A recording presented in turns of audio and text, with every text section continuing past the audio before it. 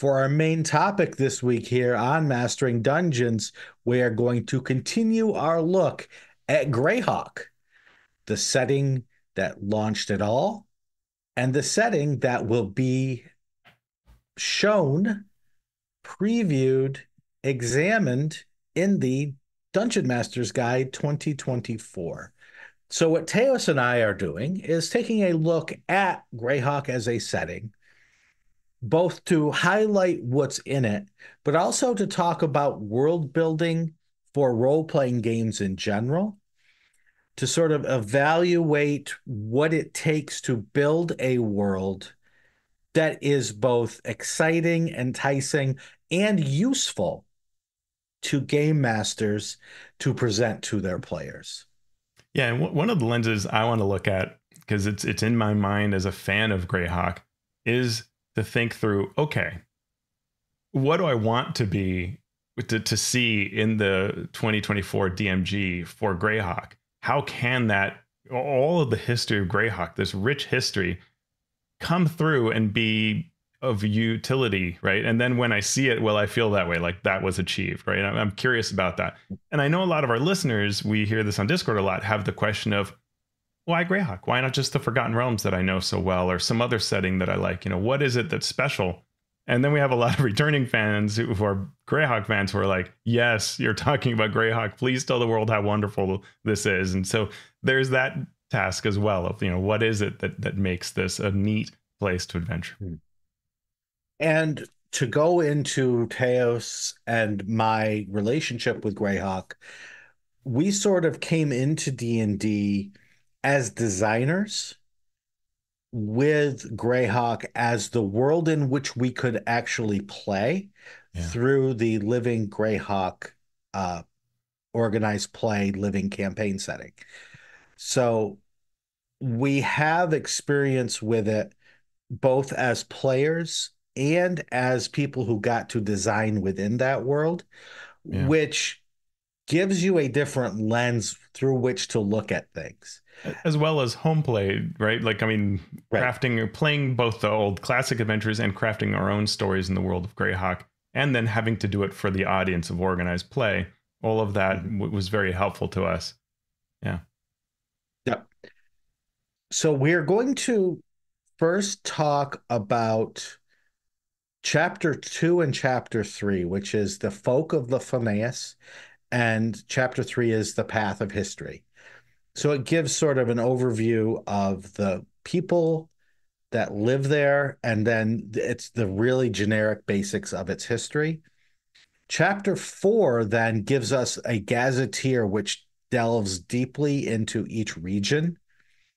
And then in between there, we're going to actually talk about a blog post that came up that sort of describes world building in a way that we want to discuss, because it will be very relevant to our discussion of the in-depth regions of Greyhawk. Yeah, and we said last time, and I think this resonated a lot with folks in our Discord, that the approach that Gygax took in the original write-up was really sort of encyclopedic, which makes sense given the time that we grew up in and that he grew up in, where you didn't have an internet or videos or whatever. You had encyclopedias that would sort of break things down this way. This is the way textbooks were set up. It's the way military history was described, all these kinds of things.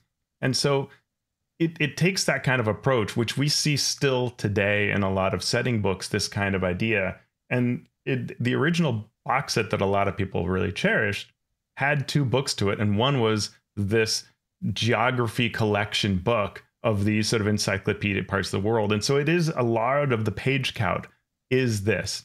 And it is both the magic of Greyhawk, and also because of the fact that this is a little archaic in its construction, some of the harder part of Greyhawk is sort of distilling out from all these amazing ideas and encyclopedic entries, which ones would you want to use in a game and how can you use them, right? The whole actionable lore part of things we talk about. Yep. And just as a sort of aside, as we mentioned last week, we're going to talk about a setting that is a world. We're going to talk about the races of the world. We're going to talk about the politics of the world. We're going to talk about the economies and the wars. of the world. And so as we talk about those things, we have to acknowledge the time in which these were made and the fact that if you talk about race, you have to acknowledge racism. If you want to talk about economy and politics, you have to talk about imbalances of power. So we're not going to give you a sociology lesson on all of these things, but there will be mentions of these things as we go through our reading of the Living Greyhawk Gazetteer. Yeah, and it's going to be fascinating to look at the 2024 books and how they choose to describe species in the new edition with now, an active team of consultants looking at what the wording should be in today's light. Life always evolves, our perceptions of it evolve. So I'm sure will evolve from 2024. But looking back on this, which is the year 2000 or so for the Living Greyhawk Gazetteer, I forget exactly when it came up, but 3 is the year 2000. Right. And a lot of the writing then is based on work that was done in the 80s and earlier. So there is a lot of tropism here. There is a lot of borrowing from real world culture, and that both can be amazing and then carries the dangers of it. So sometimes it feels very real because you can connect to what they're talking about when they use things that, for example, are obviously very Middle Eastern. Well, now our brain can connect to it and we can feed off of tropes in a way that makes it easy to spin the world and tell tales, but also all the problems that come with tropes. Precisely. And so that brings us to the chapter on Folk of the Phineas. And the first interesting point is we learn about the humans. And unlike some other settings, the humans are divided into major races. And each race has its own physical descriptions, then they have their own cultural descriptions, and sort of their own histories that read like anthropology or sociology with a little bit of history thrown in. And anthropology of the day, not of today's anthropology, which is modernized greatly. Precisely. So we have, of the humans, we have the Backloonish, the Flan, the Oridians, the Olman, the Reni, and the Suluise are the 6 that are described most in depth and also represented in art. And reflecting the real world and the perceptions of the time, these peoples are the reason these peoples are detailed out is because the big story of Greyhawk is this fractured political, geopolitical landscape. And it comes from history, right? It comes from 2 great nations at war on the other side to the west of the world, so destroying each other in a cataclysm, they have to flee through the Crystal Mist Mountains and end up coming into the rest of the world that is where you actually play. So they leave this inaccessible desert area because they made it a desert, and they come into the world and push lots of peoples around and create all of this tension. And all of the nations that are kind of quote unquote nations that are in various places, the lands, the whatevers, those are in conflict as a result of these migrations, right? And so if you look at European history or a number of other areas of the world in our real world, you can see where this draws inspiration from. It does manage to do some things that are quite cool. Like, for example, a large number of the populace is not very white. And the one group that is very, very white are the super racist, evil, decadent Suluise or Sulwa, depending on how you want to say it. And that is interesting, right, for having been done in a long time ago. And so, we have the Backloonish have skins of golden tones. The Flan have bronze skin. The Oridians tan to olive, right? Like, the Olmans are clearly kind of from south areas like South America kind of places and jungle lands, and they're Mayan Aztec type kind of trope playing off of. The Flan can be said to be more like Native Americans, right? There are some analogs here, though it's loose in some places, tighter in others. The Rene are pretty obvious. but there is a lot of imagery here. There's a lot of interesting historical pieces, cultural pieces that don't always match up to the real world analogs. So, which is nice. It's not a complete mapping, which is good. Yeah. Anything else stick out to you, Shawn, looking at this? No, I think you summed up pretty much everything that I was going to say. And the question then becomes, as I will ask a million times during this series that we're about to do, is this important? And the answer is maybe. If it's important to your particular game, and more importantly, your particular players, then it's absolutely important. And you can use this history to inform adventures and role playing and interactions. If it's not important to you, this is a lot of information that you will need to work to ignore. Yeah. Yeah, for sure. Especially, well, two sides. One thing is that you will find this in a lot of products. On the other hand, the adventures, if you think of like Temple of Elemental Evil or Tharizdun or Sojkanth, any of these old school adventures, they don't really actually do a lot with this, which is kind of interesting. They will mention things like, you go to Barrier Peaks and, well, you start in Starich and they give you this job, but then you're off to, exploring what is in the Barrier Peaks. And I don't want to spoil it. But so on one hand, obviously you can ignore this. The adventurers largely did, but in the organized play campaign, we didn't, right? Onwall was constantly worried with the Sul Imperium remnants, the super racist and their secret agency, the Scarlet Brotherhood, trying to take over the country again. And so this was a big part of the interesting pieces. And in fact, in my area, my region of Jeff, we were constantly worried about what our neighbor's Grand March would do. And it did matter that we were Flan and they were not. Right. These things did play a part in the tensions. And so I think at the end of it is, where is your conflict coming from? And do you want this kind of conflict? Historically, Greyhawk has had this kind of conflict. You can get it from other ways, right? Like Game of Thrones does it by houses, also people's, but it channels its energy and direction and focus into sort of houses, right? So you could do something more like that. But here the nations are given history through race and through migrations. You could or could not go with that. And you said the important thing. Where do you want your conflict to be? If you want your conflict to be set with not just these political things, but how the racial element informs the political things, then you can do that. Yeah. But you can ignore it mostly.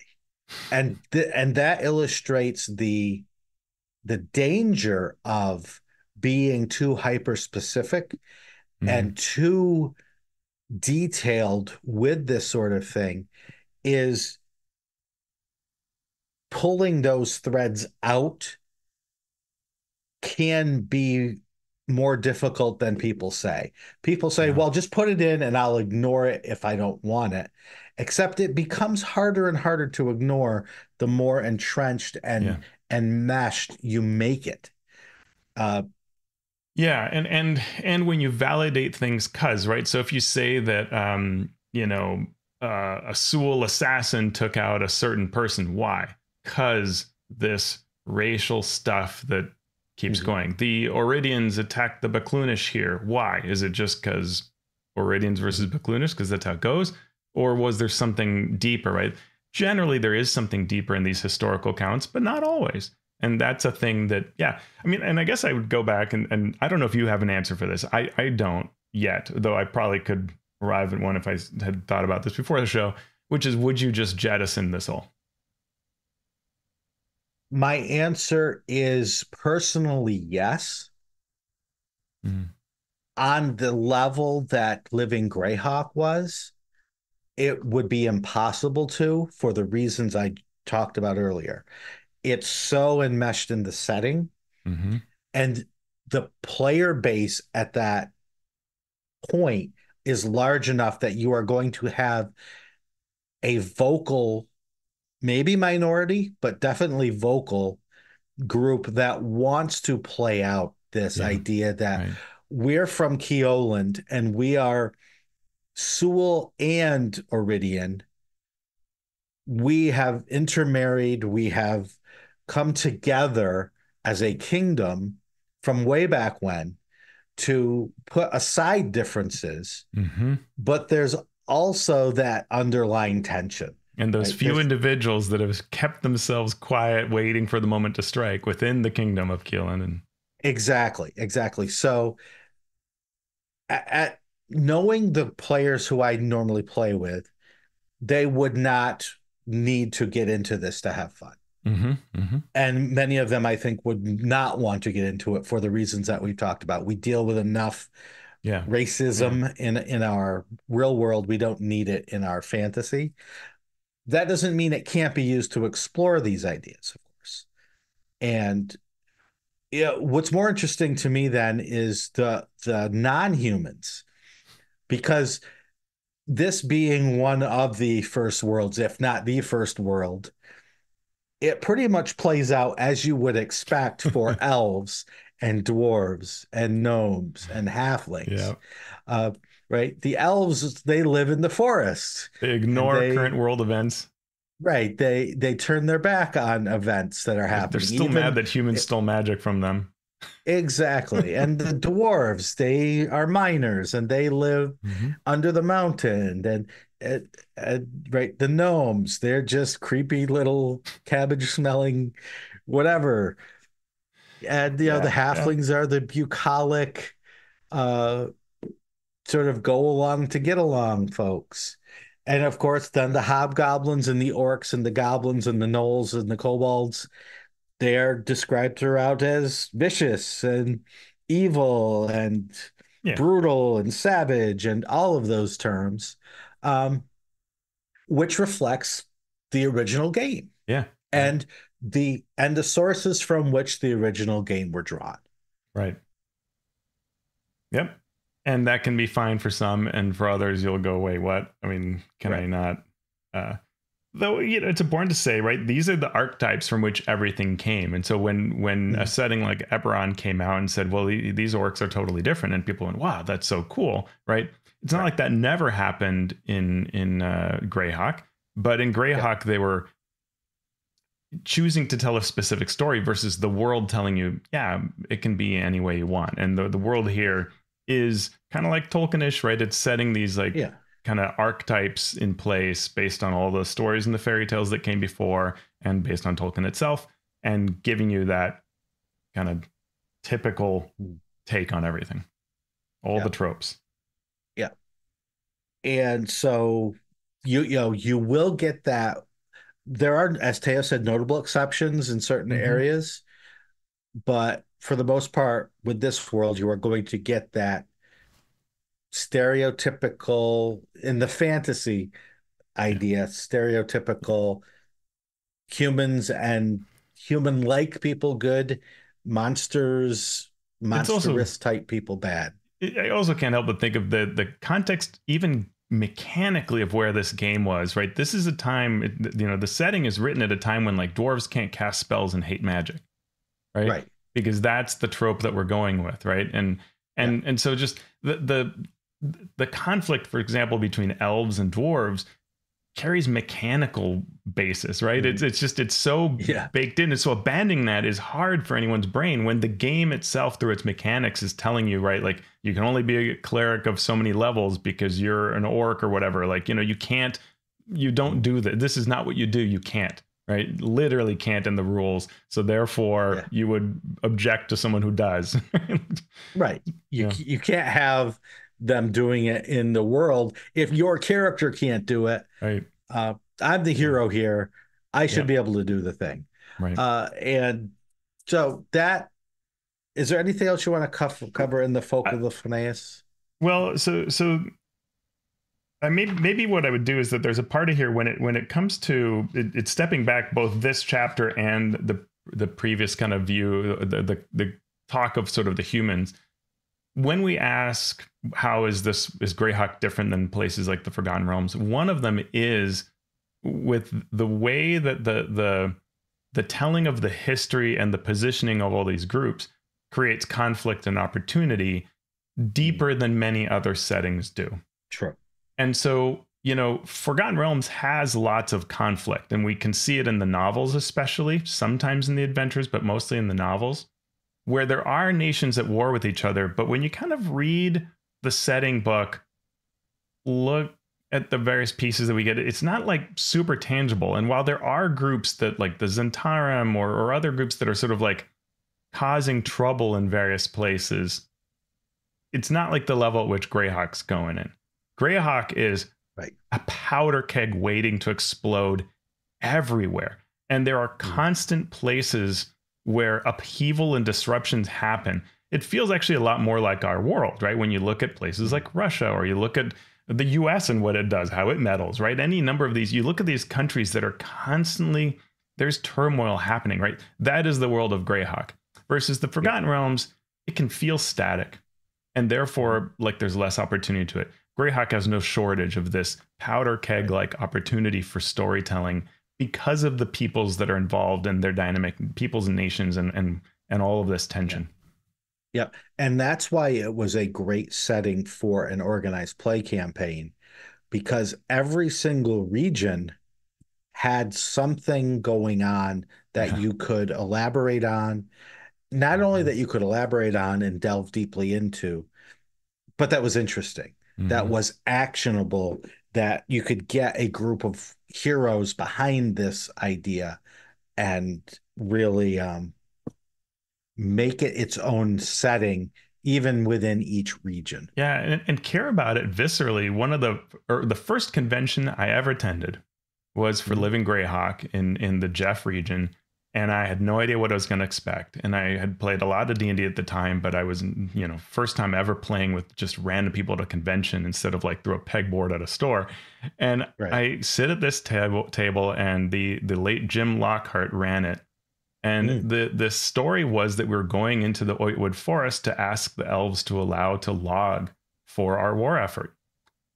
And he kind of expanded upon the scene that was in the adventure, which he may have even written, I forget. But he basically, he was portraying the NPCs of the elves, right? Separated, haughty, you know, why should we even bother help you? Before we know it, this history will all have passed, right? None of this matters. And he wouldn't accept a check, right? A roll from a die or just some whatever. He as DM, Jim demanded from our table passion, because that's what it took for the elves to give in, right? Was you must show me a spark from you, the humans, the dwarves, the whatever's assembled here. And when we gave him that, which was like a really fun role-playing experience that I'd never really had something like this before in my life, then the elves reacted and said, all right, well, how do we establish whether we should work together? And well, that we've uncovered this common threat. Let's go take on these, I forget what they were, orcs or something, and in battle together, prove that we can work together. It was such a great moment, and it is totally coming from this Greyhawk history, right? Yeah. And my first convention, exact same thing, Living Greyhawk.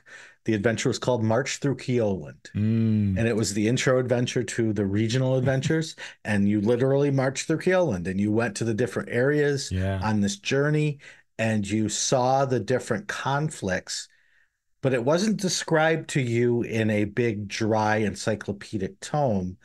You were involved. You were in the middle of these two folks arguing and what they represented, and you got to step in and see the undead coming out of the Dreadwood and what the authorities would do to stop that. Not just kill them, but find the cause and find anyone that maybe even might be allied with them. Maybe you were allied with them, and your presence here was what caused them to come out.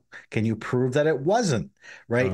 That idea, if it's presented to the players in a way that speaks to them and to their characters, now you've got a history worth telling.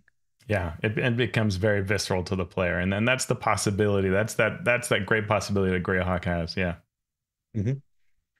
So, speaking of that, chapter 3 is called The Path of History, and it gives a very high level view of the most important historical events within this section of this continent of this world. Uh, so the campaign itself, the Living Greyhawk campaign, set the current year at CY 591. And So CY is common year. Yeah. common year 591. And then it goes back and tells about the history. We learn about the section on disaster and migration. Teos was talking about this earlier. They called it the twin cataclysms, where the Sul Imperium wiped out the Backloonish cities and countless people using the invoked devastation, a ritual that it's nuclear war, right? This is a And nuclear it's war mass analogy. summoning of Yep, I forget if it's demons or devils, but outsiders to kind of yep, destroy all of these Bakloonish. yep. Yeah. And in response, the mages, the Backloonist mages who survived, they had protective areas where they were safe from the invoked devastation. They did a group spell called the Rain of Colorless Fire, which turned all the Sulis lands into what is now known as the Sea of Dust, Mhm. whereas the Backloonish area was now the Dry Steppes.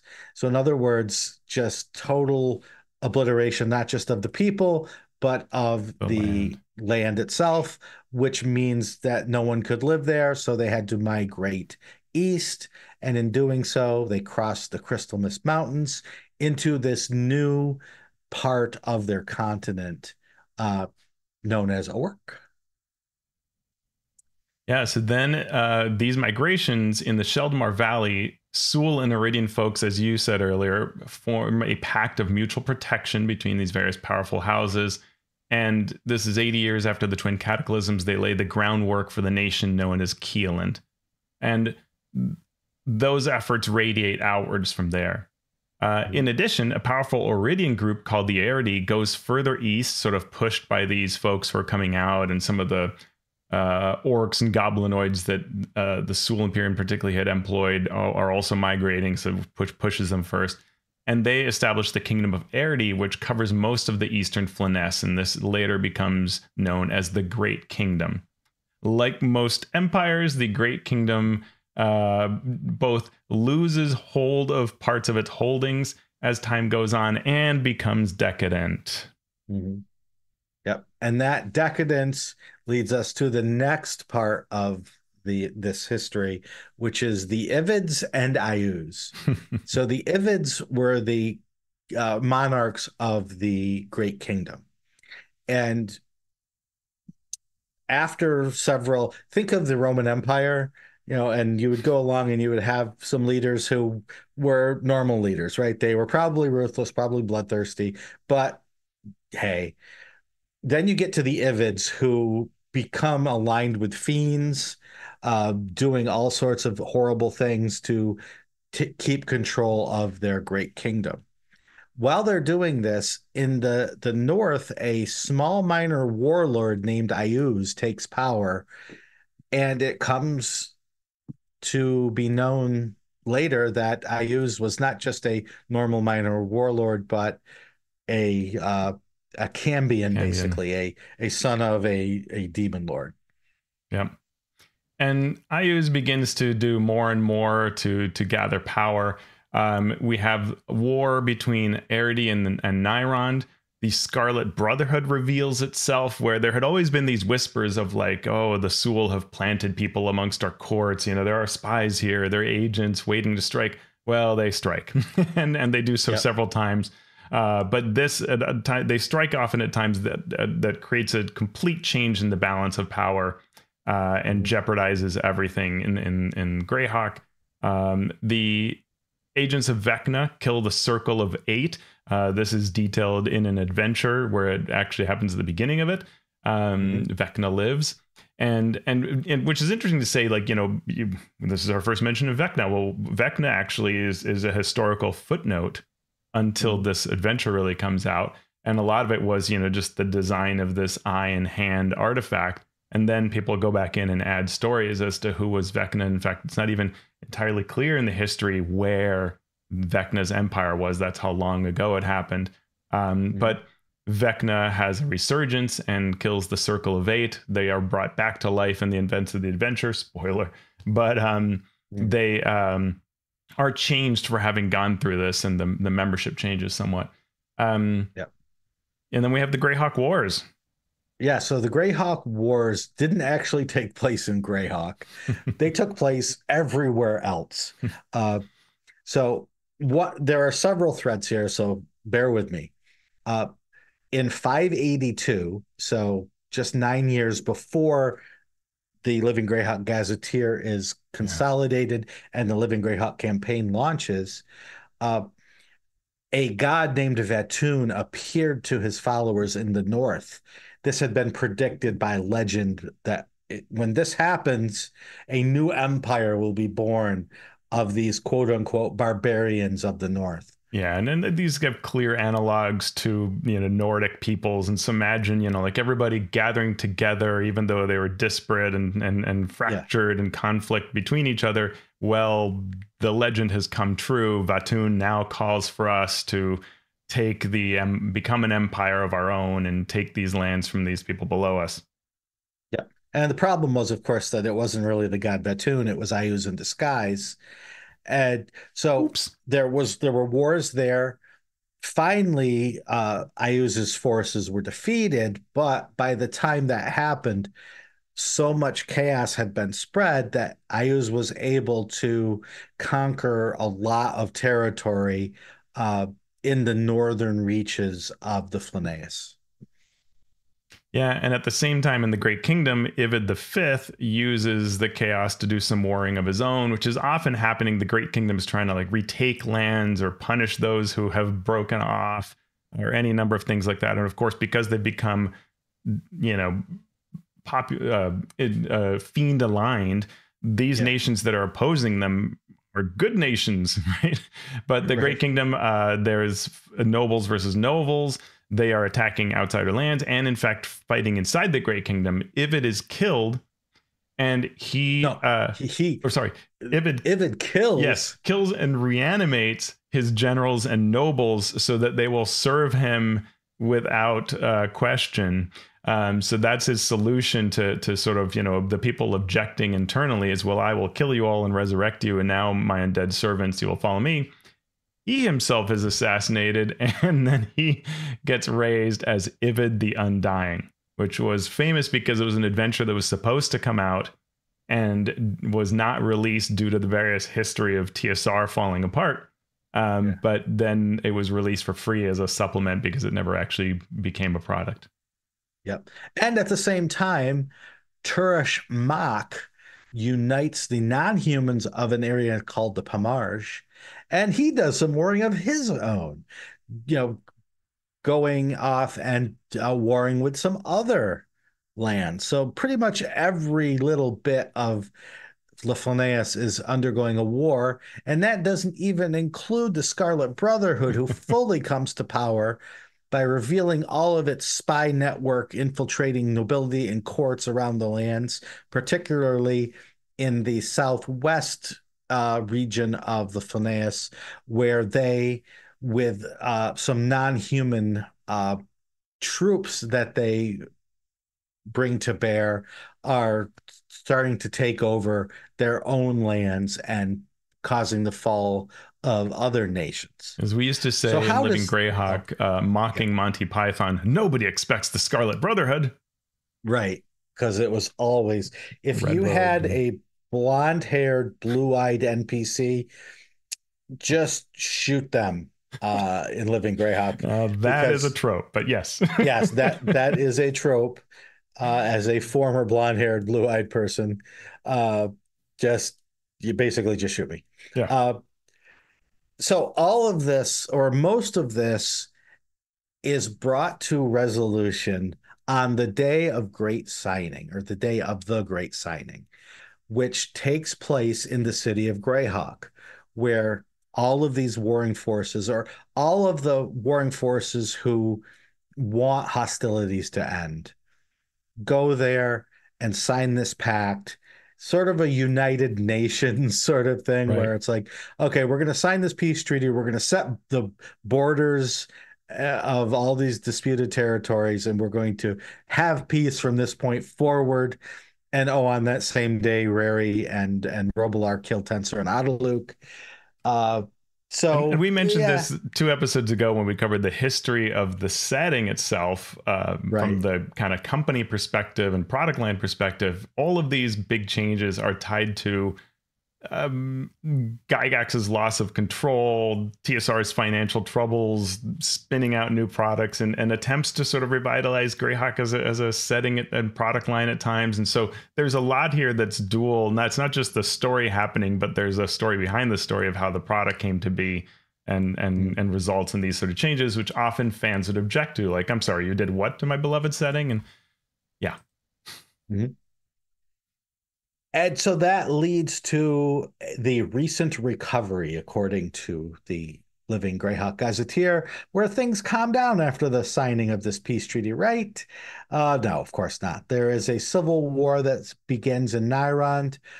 Canon Hazen of the Luna uses the Crook of Rao, an artifact, to rid the whole of Flaneus of fiends. Yeah, Ayuz had gathered like tons and tons of fiends, making his army kind of unstoppable. And you just Yeah. knew society was going to crumble until Canon Hazen pulls this off.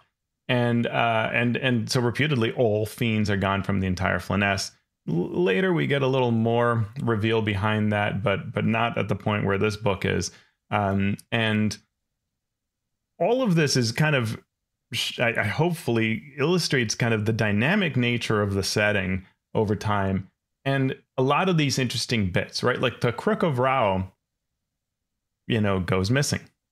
And where is it? And what's the history behind it? And there are questions about Canon Hazen, and all these kinds of things would happen in regions like Voluna to try to find the story of what really happened with the Crook of Rao. And that's just one little example. And there were lots of things like this, right? The death of Tensor and Adaluk, what was behind all of this? And what are Rari and Robilar doing when they flee to the Bright Desert? And all of these little bits that we've mentioned have a lot behind them, right? The Pomage and Turash Mak, all of this, each of these little bits has tons of flavor and story depending on where you look, or is the seed by which you could choose to create that, as many did in the Living Greyhawk days. Yeah, a lot of times it's not a great story that's behind it. It's a great story in front of it, right? It's a great story that people will take and move forward. Yeah. And a lot of the success of a region in Living Greyhawk was how well can you capture the imagination of your players by taking this detailed history and making it actionable and making it interesting, not just here's the history in our history. It's this happened a long time ago. If you care about it, great. If you don't, even better, because we've got a great story to tell moving forward. Yeah, it's true. Mm-hmm. So that is where the Living Greyhawk Gazetteer leaves us history-wise. Each region does go into greater detail about its own history and its own ties to some of the things that we've talked about here. But before we jump into each of the individual regions, which we will do next week, we need to talk about this blog article, which speaks directly to what we are about to cover. Mm-hmm. This blog article is from Sam Sorensen, and their blog is samsorensen.blot.im. And it's called In Praise of Legwork. How detailed should a city be?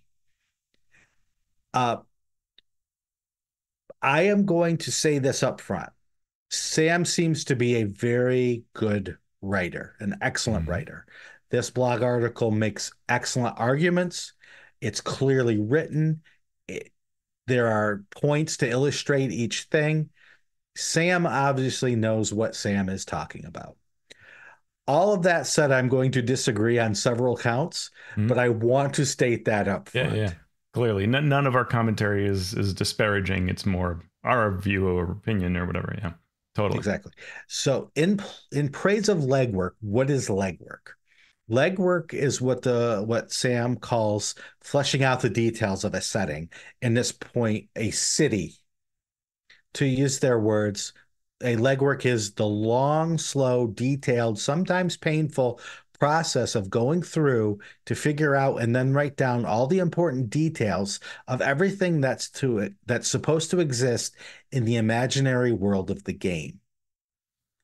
So Sam talks about a product from way back when called City State of the Invincible Overlord, which was a book that did exactly this to a city. It gave you the city and it said what was on every street.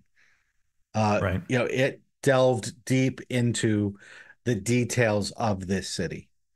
Sort of Um, amazingly so, like shockingly so. yeah, You look and you go like, I can't believe you detailed this all out.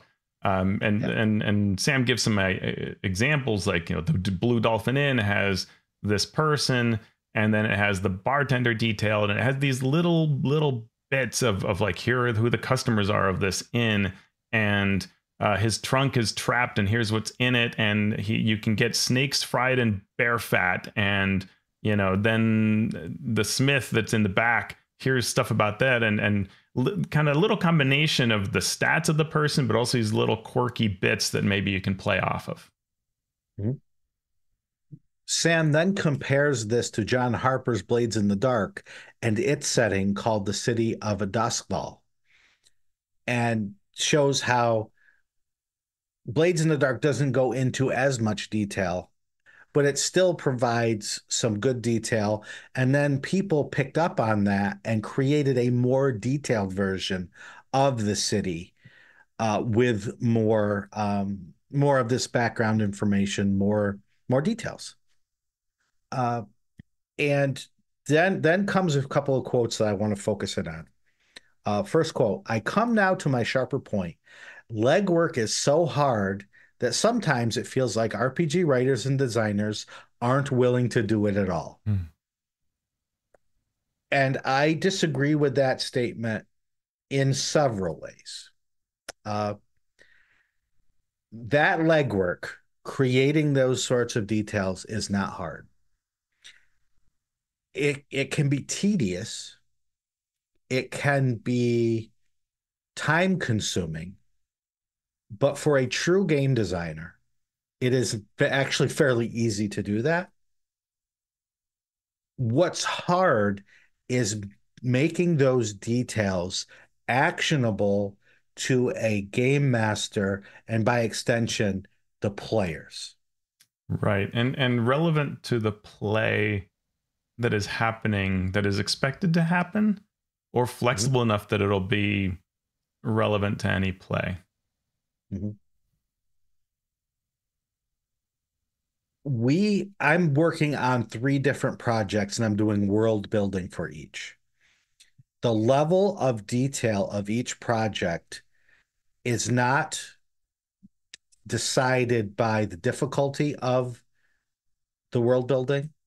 It's uh, not done in any way by anything other than outside forces, including page count, including the Mhm. audience for which it's being created, including the stories that are expected to be told and played within this setting. Uh, so I get the point. I get the feeling behind that statement. I don't think it's true at all that people are unwilling to do it. Yeah, I feel about it a little bit like when we talked about Daggerheart, and it was interesting. We were kind of worried that people were gonna, as with Shadow Dark, were gonna come at us and say like, "Why do you hate Daggerheart?" When our point wasn't actually, we like it quite a lot.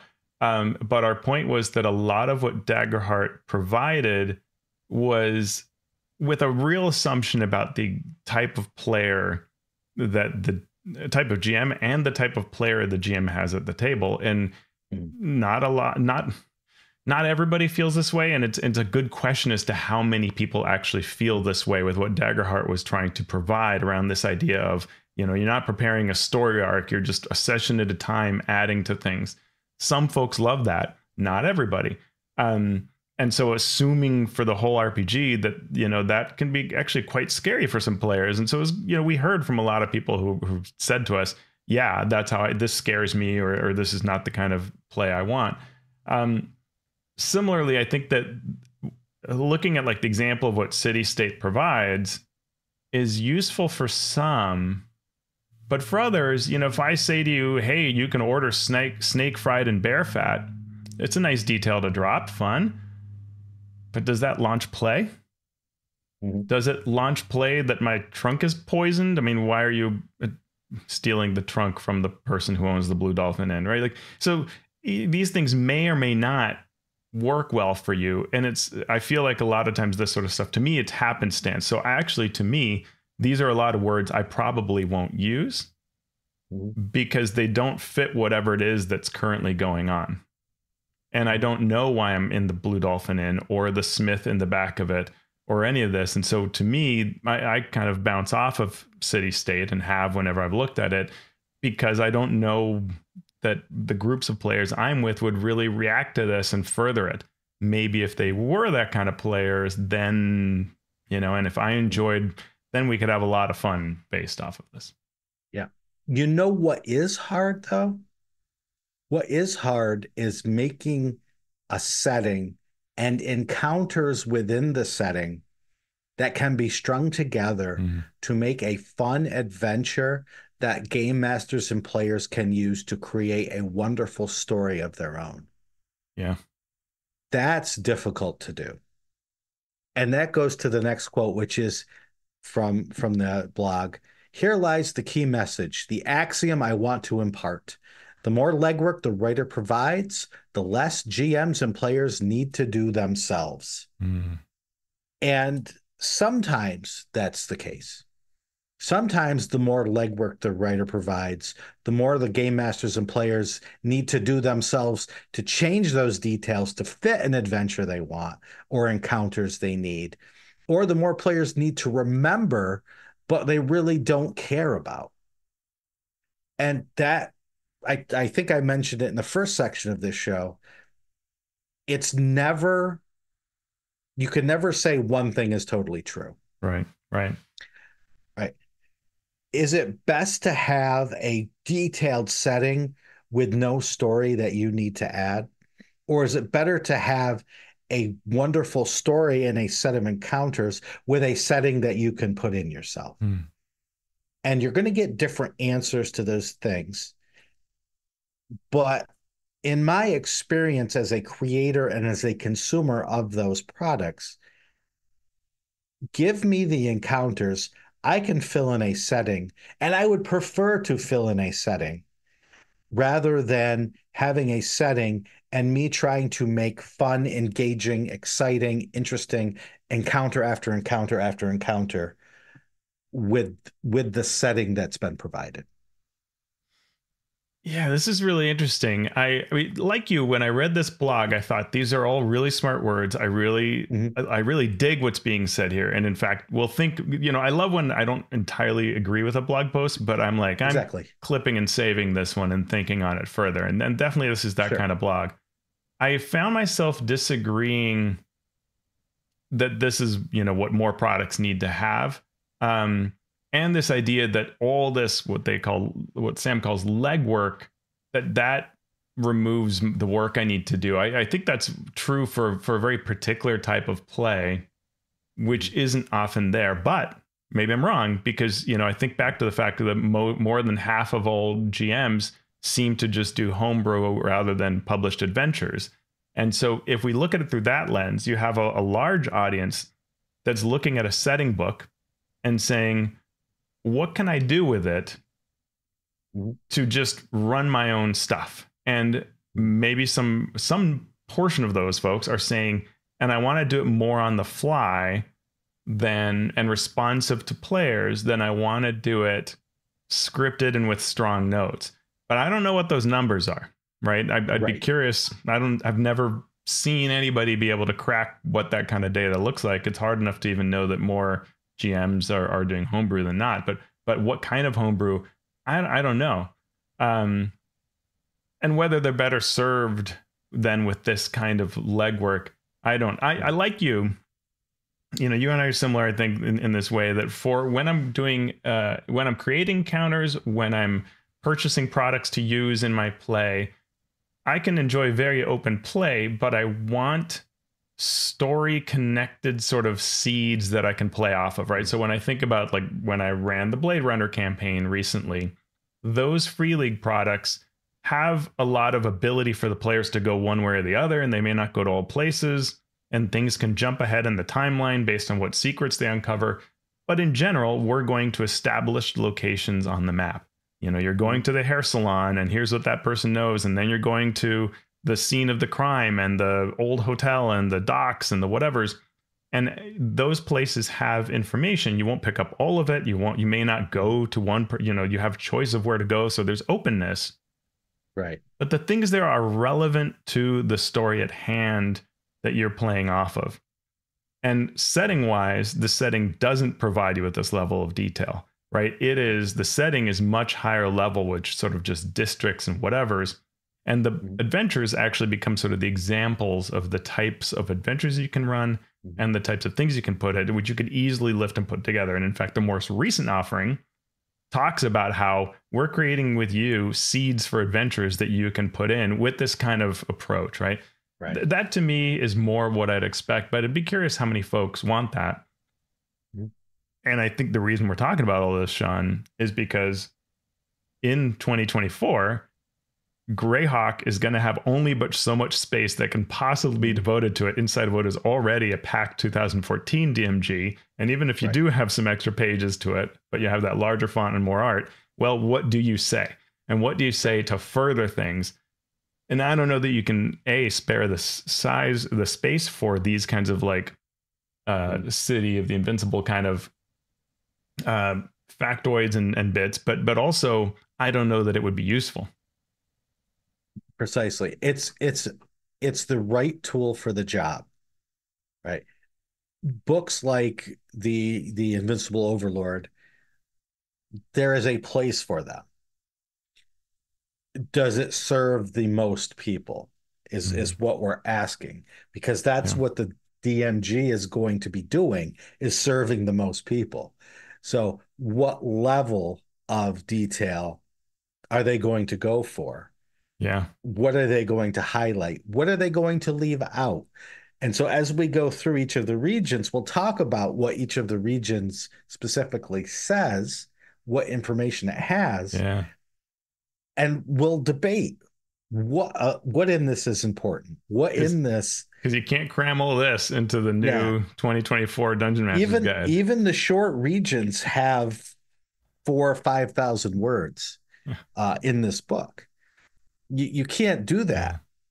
So what's important enough? Yeah. Ooh, love it. Yeah.